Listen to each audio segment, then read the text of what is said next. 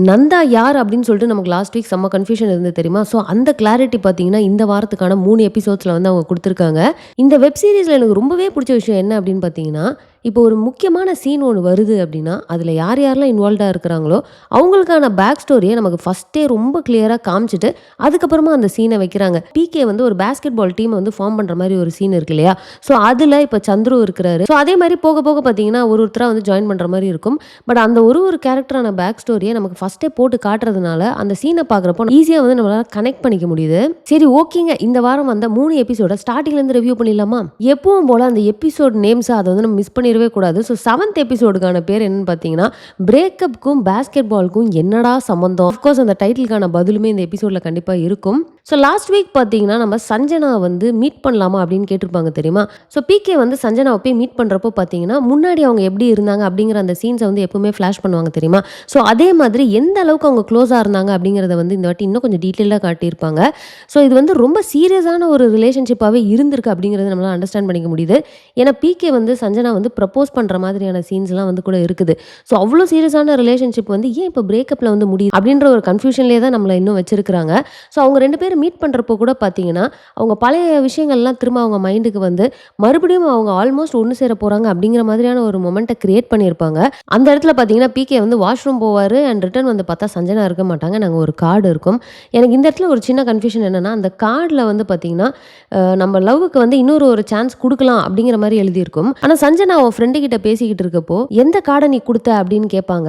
அவங்க கையில இருக்கிற கார்டு என்ன அப்படின்னு பார்த்தீங்கன்னா, அந்த லவ்வ வந்து ஒரு மெமரியா பார்க்குறோம் அப்படிங்கிற மாதிரியான ஒரு கார்டு இருக்கும். ஸோ பிகே கையில இருக்கிற கார்டு வந்து நமக்கு இன்னொரு சான்ஸ் குடுக்கலாம் இந்த லவ்வுக்கு அப்படிங்கிறது தான் இருக்குது.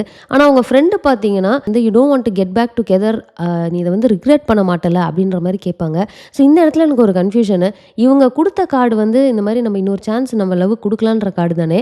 அப்புறம் எதுக்காக வந்து இவங்க திரும்ப ரிக்ரெட் பண்ணணும்? ஏன் இப்ப அவங்க வந்து பிரேக்கப் பண்ணாங்க? அப்படிங்கிற மாரி ஒரு செம்ம கன்ஃப்யூஷன் எனக்குள்ள இருக்குது. இது யாருக்காவது கிளியரா தெரிஞ்சது அப்படின்னா மறக்காம கமெண்ட்ல போட்டுருங்க. அண்ட் இந்த சீன்ஸ்லாம் வந்து காட்டுனாங்க தெரியுமா? இந்த ஓவரால் இந்த இடத்துல வந்து ஒரு பேக்கிரவுண்ட்ல ஒரு சாங் ஒண்ணு போட்டிருப்பாங்க.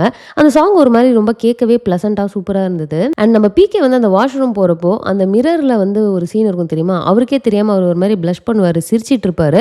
டக்குன்னு பக்கத்துல ஒரு ஆள் வந்ததுக்கு அப்புறமா அந்த ரியாக்ஷன் அவர் மாத்துனது. இது வந்து ரொம்ப நேச்சுரலா வந்து எல்லாருமே பண்ற ஒரு விஷயம். ஸோ இந்த மாரி சின்ன சின்ன விஷயங்கள் எல்லாமே அவங்க வந்து இம்பார்ட்டன்ஸ் குடுத்து வைக்கிறது வந்து சூப்பரா இருக்கு. அண்ட் நம்ம பிகே பார்த்தீங்கன்னா, இந்த ஒரு பிரேக்கப்க்கு அப்புறமா அந்த க்ளோஷர வந்து அவர் ஃபீல் பண்றத வந்து நமக்கு கிளியரா காட்டியிருப்பாங்க. நான் வந்து பாஸ்கெட் பால் விளையாட போறேன் அப்படின்னு அவர் சொல்லுவாரு.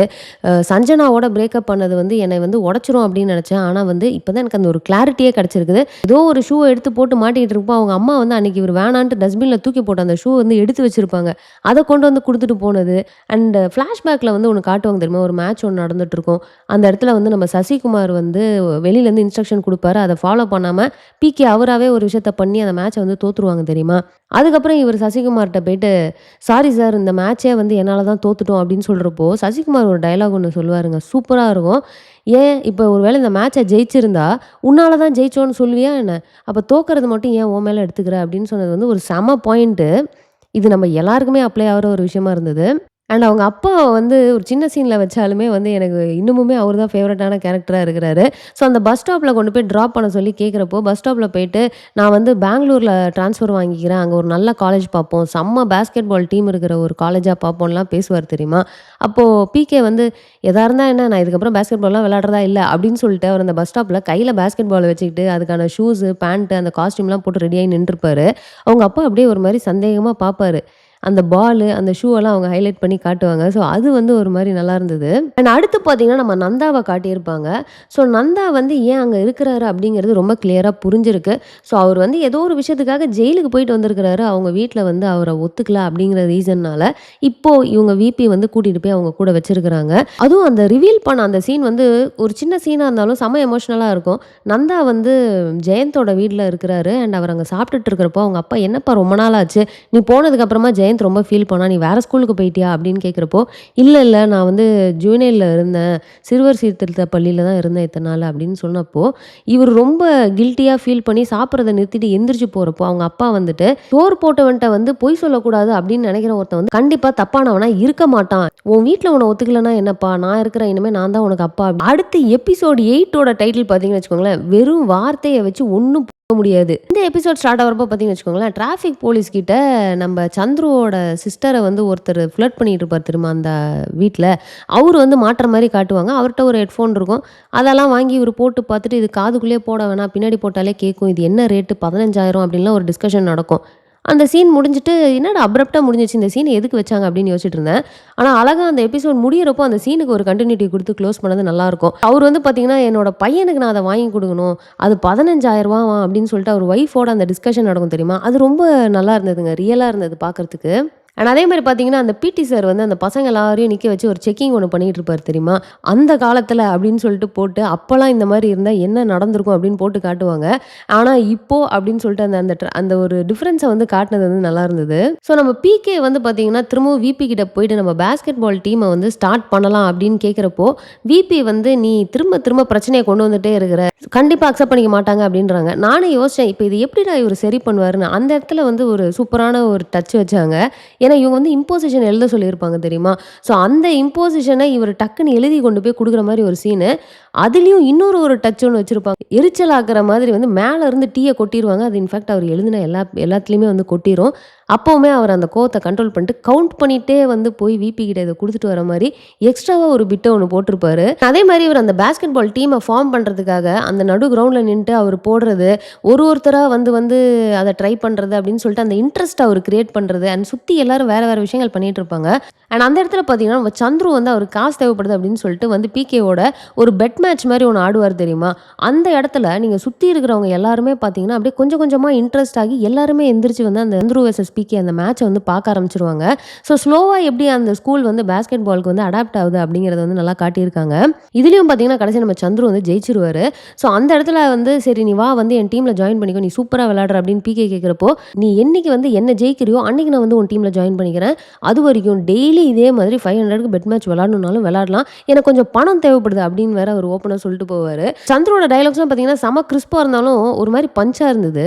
அதே மாரி நம்ம கலையரசன் அவரோட கேரக்டர் நேம் என்ன அப்படிங்கிறது எனக்கு இப்போ வரைக்கும் தெரியல. ஸோ அவரு பார்த்தீங்கன்னா வந்து இந்த மாரி ஜெயிலுக்கு போயிட்டு வந்து அவரோட லைஃபே எப்படி ஸ்பாயில் ஆயிருச்சு. எங்கேயுமே எவனும் வேலை குடுக்க மாட்றான் அப்படின்னு சொல்லிட்டு அவர் உட்கார்ந்துருக்கிறது. சரி அப்பாட்ட போயிட்டு பைக்க குடுங்க. அட்லீஸ்ட் நான் டெலிவரி வேலை பார்க்குறேன் அப்படிங்கிறப்போ, உன்னைய நம்பிலாம் என்னால பைக்க தர முடியாது அப்படின்னு அவர் சொல்லுவார்ல. அந்த டைம் நம்ம கலையரசன் பேசுற விஷயங்கள்லாம் செம்மையா இருக்கும். அதாவது ஜெயிலுக்கு போனார் அப்படிங்கிறத திரும்ப திரும்ப பாயிண்ட் அவுட் பண்ணிட்டே இருக்காரு அவங்க அப்பா. என் லைஃப்ல எந்த தப்பும் பண்ணாம நானே எல்லாத்தையும் வந்து பண்ணியிருந்தேன் அப்படின்னா, அப்புறம் எதுக்கு நீங்க வந்து எனக்கு சப்போர்ட் பண்ணணும்? ஒரு அப்பானா தப்பு கரெக்ட் அதெல்லாம் சொல்லணும் தானே. அதுதானே அப்பா அப்படின்னு அவர் கேட்பாரு.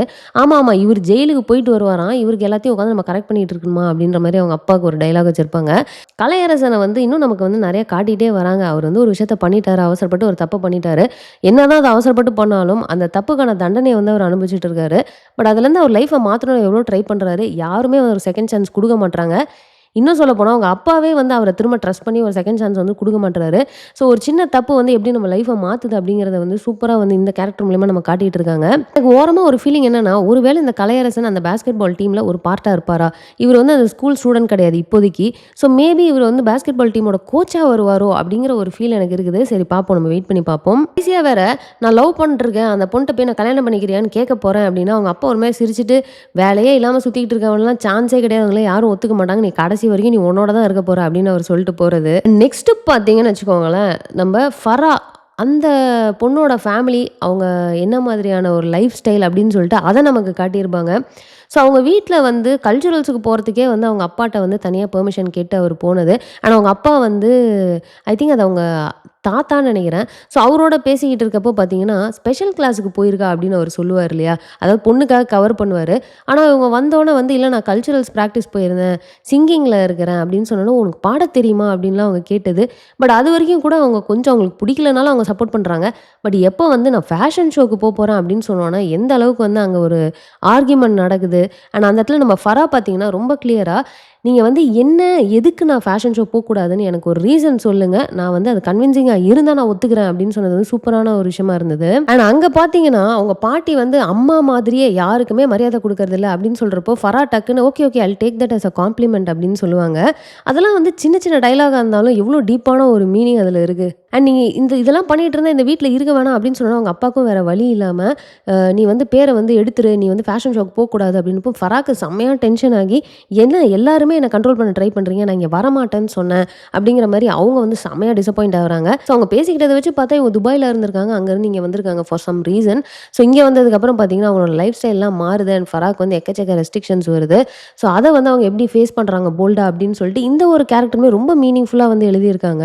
நிறைய பேருக்கு இதை பார்க்குறப்போ அவங்களோட கனெக்ட் பண்ணிக்க முடியும் அப்படின்னு தான் நான் நினைக்கிறேன். பட் அதுக்கேற்ற மாதிரி பார்த்தீங்கன்னு வச்சுக்கோங்களேன், இவங்க ஃபேஷன் ஷோக்கு ப்ராக்டிஸ் பண்ணுறப்போ அதை ஃபோட்டோ எடுத்து வந்து இவங்க ஃபோன்லேருந்தே ஸ்டேட்டஸ் போடுற மாதிரி ஒரு சீனு, அதாவது எரியிற நெருப்பில் திரும்ப எண்ணெயை ஊற்றுவாங்கன்னு சொல்லுவாங்க தெரியுமா, அந்த மாதிரி ஒரு கான்செப்ட். ஏன்னா இவங்க வீட்டில் அந்த ஸ்டேட்டஸை பார்த்தாங்கன்னா இது பல மடங்கு பிரச்சனையாக வெடிக்க போகுது. ஸோ அந்த இடத்துல நம்ம குரு பார்த்தீங்கன்னா ஃபராக்காக சப்போர்ட் பண்ணி அவரோட க்ளோஸ் ஃப்ரெண்டுக்கிட்டே சண்டை போடுவார் தெரியுமா. ஒரு பொண்ணோட ஃபோனை நீ எப்படி கேட்காம எடுப்ப, நீ இதுக்கு முன்னாடி பொண்ணுகிட்ட பேசியிருந்தா தானே தெரியும், அவன் வீட்டோட சுச்சுவேஷன் உனக்கு தெரியுமா, இதை அவன் வீட்டில் பார்த்தா எவ்வளோ பெரிய பிரச்சனை ஆகும் தெரியுமா அப்படின்னு சொல்கிறப்போ அந்த குரு அப்படிங்கிற கேரக்டரை வந்து ஒரு மாதிரியாவே காட்டிக்கிட்டு இருந்தாங்க. அந்த கேரக்டர் வந்து சரியாக அண்டர்ஸ்டாண்ட் பண்ணிக்கவே முடியல. பட் இந்த ஒரு சீனில் வந்து அந்த குரு அப்படிங்கிற அந்த கேரக்டர் மேலே ஒரு நல்ல இம்ப்ரெஷன் வந்து எனக்கு ஸ்டார்ட் ஆயிருக்குது. அண்ட் அதே மாதிரி நம்ம பிகேவோட க்ளோஸ் ஃப்ரெண்ட் ஒருத்தர் இருக்கா தெரியுமா, அவரோட கேரக்டர் நேமும் இன்னும் நான் கேட்ச் பண்ணலங்க. அவரோட சீன்ஸும் பார்த்தீங்கன்னா ஒரு மாதிரி ஃபன்னாக போயிட்டு இருக்குது. ஸோ அவர் ஒரு கண்டென்ட் கிரியேட்டர் போல இருக்குது, இன்ஸ்டாகிராம் இன்ஃப்ளூயன்சராக என்னன்னு தெரியல. அவங்க அம்மா வந்து எந்த அளவுக்கு இன்னசென்ட்டாக இருக்காங்க அப்படிங்கிறத காட்டியிருப்பாங்க இல்லையா. ஸோ அதெல்லாம் பயங்கர ஃபன்னாக இருக்கும். இந்த மாதிரி பையன் வந்து ஸ்பெஷல் கிளாஸுக்கு போயிருக்கிறான் அப்படின்னு சொல்கிறப்போ அவங்க வீட்டில் மெய்டு ஃபோனை பார்த்துட்டு இல்லை தம்பி பர்கர் சாப்பிட்டுக்கிட்டு இருக்காரு அப்படின்னு சொன்னதெல்லாம் வந்து ஒரு மாதிரி குபி சிரிப்பு மூமெண்ட்டாக தான் இருந்தது. சாச்சா அவன் பர்கர்லாம் சாப்பிட மாட்டான், வெறும் புளியோதரை தயிர் சாதம் அப்படின்ற மாதிரி அவங்க அம்மா சொல்கிறப்போ ஃபோட்டோ எடுத்து காட்டுவாங்க. இதோ பாரேன் வெண்டைக்காய் தான் சாப்பிட்டுட்டு இருக்கான், அவனுக்கு அது ரொம்ப பிடிக்கும்னா அது வெண்டைக்காய் இல்லைங்க நெத்திலி, இல்லை அது அவன் ஃப்ரெண்டு வாங்கி கொடுத்துருப்பான் அப்படின்னா அடுத்த ஃபோட்டோவில் அவர் சாப்பிட்ற மாதிரி இருக்கும். இவன் ஏமாந்து போய் சாப்பிட்ருப்பான், அது வேற ஏதோன்னு நினச்சி சாப்பிட்ருப்பான்னு அவங்க அம்மா வந்து எந்த அளவுக்கு வந்து ப்ரூஃபை காட்டிக்கிட்டே இருந்தாலும் சாச்சா என் பையன் அப்படி பண்ணியிருக்க மாட்டான், கடைசி வரைக்குமே பாவம் குழந்தைன்னு சொல்லிட்டே இருப்பாங்க. அந்த மெய்டுமே பார்த்துட்டு ஆமாம் பாவம் குழந்தை அப்படின்னு அவங்க சொல்கிற சீனு அதெல்லாம் சூப்பராக இருந்ததுங்க. அண்ட் நெக்ஸ்ட் பார்த்தீங்கன்னா நம்ம சந்துருவோட ஃபேமிலியை அந்தளவுக்கு காட்டிட மாட்டாங்க. பட் ஒரு சீன் வச்சுருந்தாலும் அது ரொம்ப நச்சுன்னு தான் வச்சுருப்பாங்க. அது அவங்க சிஸ்டர் மேரேஜ்க்காக அவங்க வந்து அந்த ஜுவல்ஸு ட்ரெஸ்ஸு அதெல்லாம் எடுத்து வச்சு பார்த்துட்டு இருக்க மாதிரி ஒரு சீன் இருக்கும். அண்ட் அவங்க அப்பா பார்த்தீங்கன்னா மறுபடியும் அதே மாதிரி ஃபுல் ட்ரிங்க்கில் வந்து வீட்டுக்கு வருவார். ஸோ இந்த இடத்துல ஒரு கிளாரிட்டி ஒன்று கிடச்சிருக்கும். அதாவது நமக்கு போன வாட்டி வந்து அந்த இன்னொருத்தர் பைக் வாங்கி கொடுப்பாரு தெரியுமா சந்துருக்கு, யாரா அவர் அப்படிங்கிற ஒரு கன்ஃபியூஷன் இருந்ததுல அந்த கிளாரிட்டி இங்கே கிடச்சிருச்சு. ஏன்னா அவங்க அம்மா வந்து சொல்கிற அந்த சீன் இருக்குது தெரியுமா, பொண்ணுக்கு கல்யாணம் ஆகி போயிருச்சு அப்படின்னா நான் பாட்டுக்கு அடுத்த செகண்ட் கிளம்பி அவரோட போயிட்டே இருப்பேன். இது ஒரு டிஃப்ரெண்ட்டான ஒரு விஷயமா இருக்குது. அதாவது இவங்க வந்து இன்னொருத்தரோட போகிறாங்க, பட் இருந்தாலும் அந்த எக்ஸ் ஹஸ்பண்ட் அவர் வந்து குடிச்சு இது பண்ணிட்டு இருக்காரு. பட் அவருக்குமே மாதம் நான் 10,000 கொடுக்குறேன் அப்படின்னு சொல்லிட்டு அவங்க அம்மா சொன்னது வந்து ஒரு டிஃப்ரெண்டான விஷயமா இருந்தது. அண்ட் இந்த இடத்துலையும் சந்துரு பார்த்தீங்கன்னா டென்ஷன், எனக்கு ஒன்றும் காசுலாம் வேணாம், அதை தூக்கி இவர்கிட்டே கொடுங்க அப்படின்ட்டு போனது. அண்ட் அடுத்து பார்த்தீங்கன்னா அவங்க பொண்ணு அதாவது சந்துருவோட சிஸ்டருமே வந்து அப்பாவுக்கு சப்போர்ட் பண்ணுறது வந்து ரொம்ப நல்லா இருந்தது.